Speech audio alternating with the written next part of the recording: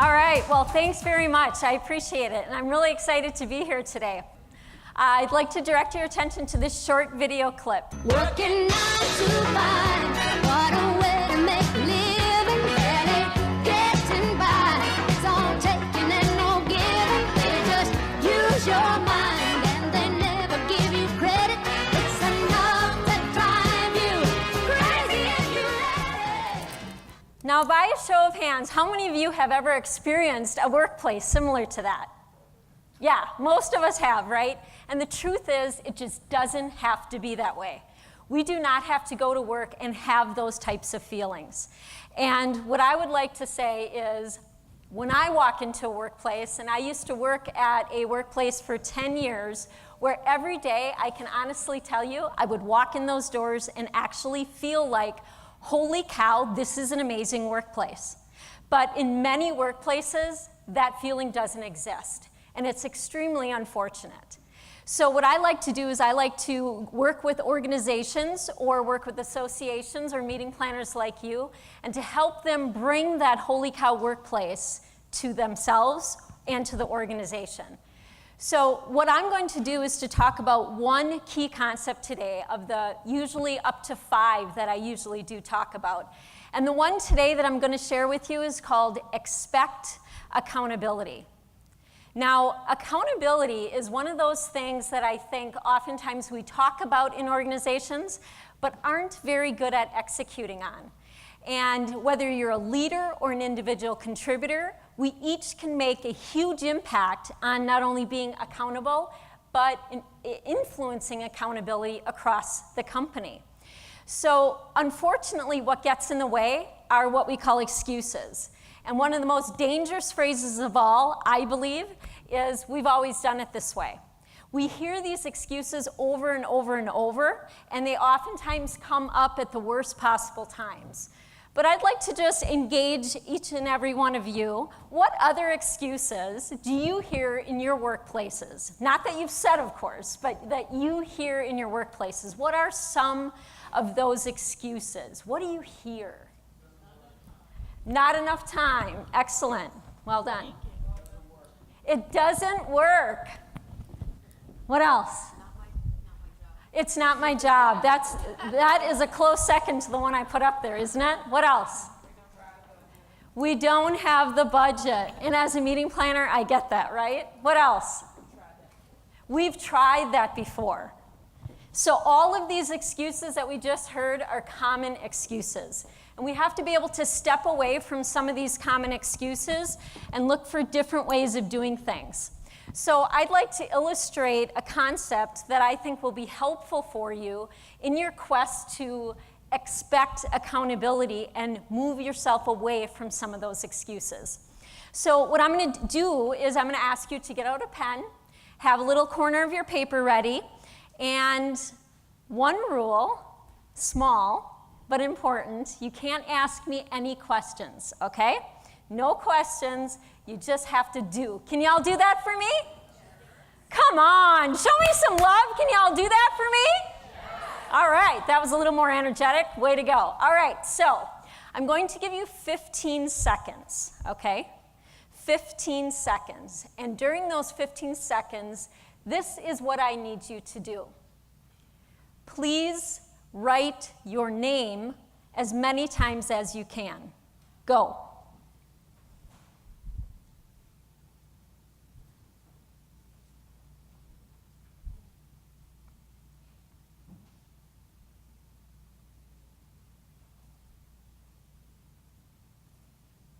Stop.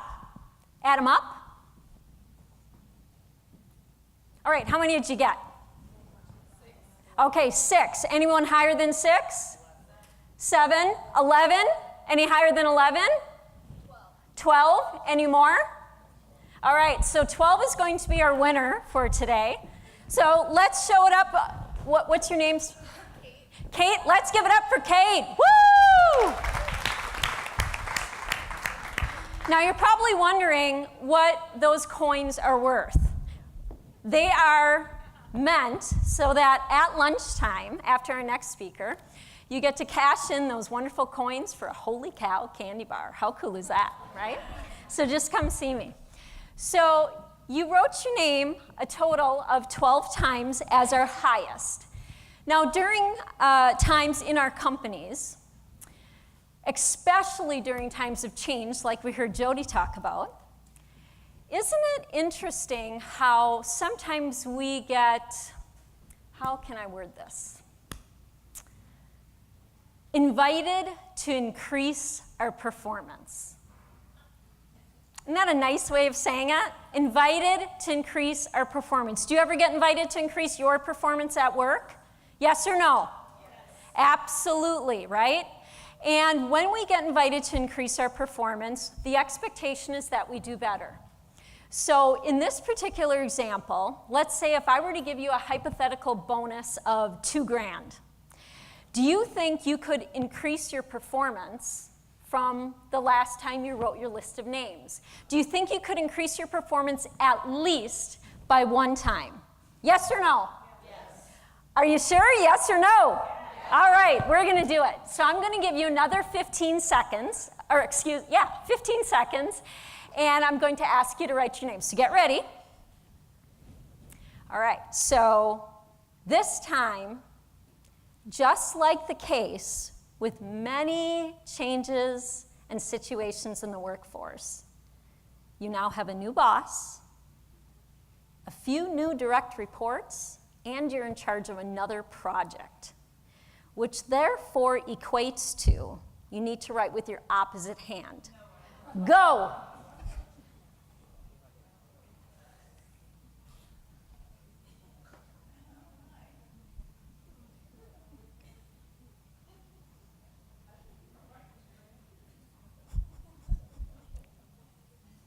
Stop. All right, add them up.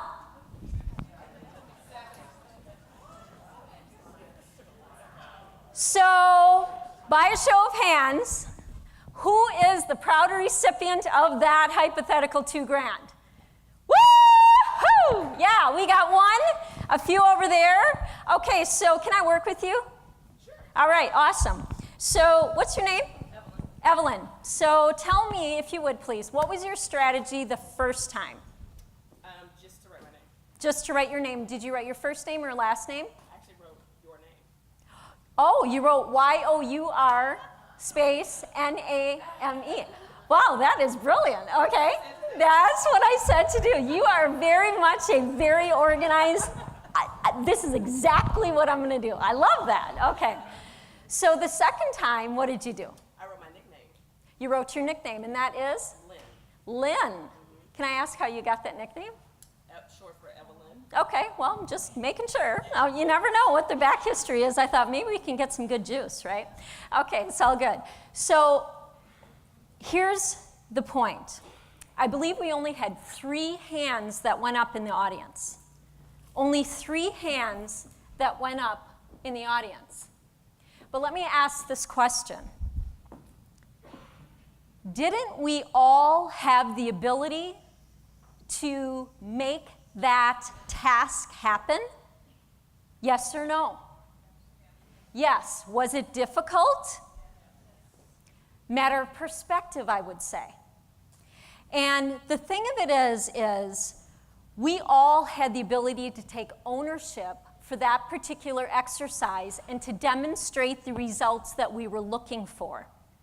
And if you think about that and transfer that to workplace success, how is it that every day we are challenged in our workplaces to be more resourceful, to reach out and collaborate more with others, to think of things outside the box. Rarely are we given all the tools, all the knowledge, all the resources necessary to do exactly what we need to do. And that is really the point of that particular exercise. By demonstrating the ability to take ownership and being accountable would have really helped us through that. Now, I know what you're probably saying. Well, I tried, but did we hear any excuses come out? I can tell you I heard some. And maybe they weren't outward excuses, but my guess is they may have been inward excuses too. I can't do that. I don't know how to write with 2 hands. That's impossible. How could I ever begin to achieve that? So whether it's an external view or whether it's an internal, that negative self-talk that we tell ourselves, that is one of those things that if we demonstrate accountability not only for ourselves, but also across our organizations, throughout our teams, if we expect it, it will happen much more often. Now you might say, well, sure, I want to expect it, but how do I actually get it to happen? Well, for me, when I look at accountability, goals are the heart of accountability. And if we want a holy cow workplace, if we want a workplace where we walk in and amazing things are happening, like amazing collaboration, amazing people working together and having great attitudes, that's the kind of workplace we want. But how do you get that? By setting goals. Let me illustrate. Who has goals set for 2018? I want your arms nice and high. All right, awesome. Keep them up now if you have those goals in writing. Okay, some hands went down. That's okay. Keep them up. Keep them up if you not only have your goals, but you have them in writing and you've referenced those goals a minimum of 3 to 4 times per month, every month this year. Now look around the room. Thank you. You can put your hands down. Those are the people, I believe, that truly have goals. Why do I say that? Because goals are the absolute bridge. They are the bridge between dreams and wishes and results. They are it. They are the focal point between dreams and results. And if we can get there, if we can absolutely get there, we are so much further along, because that's what accountability is all about. Now, if you want to learn more about accountability, I'll give you one more trinket of info. Planned neglect. What can you plan to not do this day, this week, this month, or this year to make sure that you attain that goal? Because I don't know about you, but I spent 10 years as a director of learning and development, and I will tell you that during that time, there was never one time where my boss walked in my office and said, Tracy, you can stop doing that. It just doesn't happen. So, plan neglect. One thing you can plan to not do this day, this week, this month, or this year. Now, if you want to learn more about my talks or learn a little bit more about this particular workshop, I urge you to go ahead and pick up one of my books from the back. And when you do, you can open it up to the bookmark page. And there are 5 books back there. Now, you can't go perusing through them, okay? But there are 5 books back there that are actually signed in red versus signed in black. And if you get a book that's signed in red, you can stop me at lunch and get a little holy cow de-stressor. Now, when was the last time a cow de-stressed you?